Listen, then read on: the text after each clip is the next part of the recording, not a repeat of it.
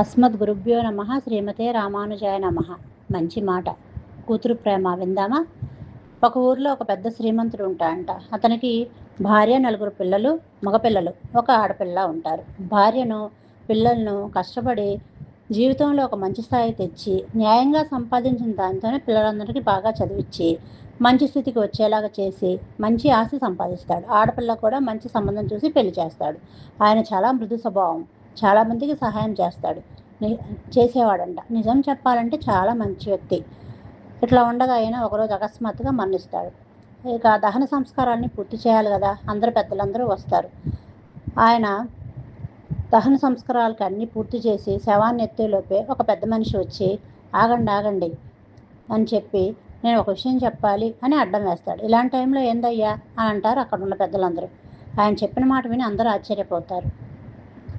ఇతను నాకు 15 లక్షలు అప్పు ఉన్నాడు, అది తీరిస్తేనే ఈ దహన సంస్కారానికి ఒప్పుకుంటాను అని అంటాడు.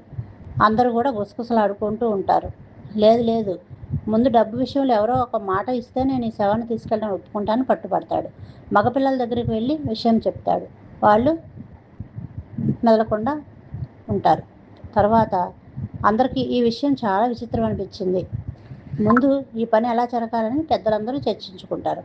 అలా ఆ విషయం లోపల ఉన్న పెద్ద కూతురికి తెలిసి బయటకు వచ్చి, నా తండ్రి నాకే ఇచ్చిన నగలు ఇవి తీసుకోండి అని ఆ పెద్ద ఆయనకి ఇస్తుంది. ముందు అంతకీలా జరగనివ్వండి, నా తండ్రికి మా నాన్న మర్యాదకు ఎలాంటి భంగం కలగకూడదు అని తన నగలు ఇచ్చేసి ఏడుస్తూ లోపలికి వెళ్ళిపోతుంది.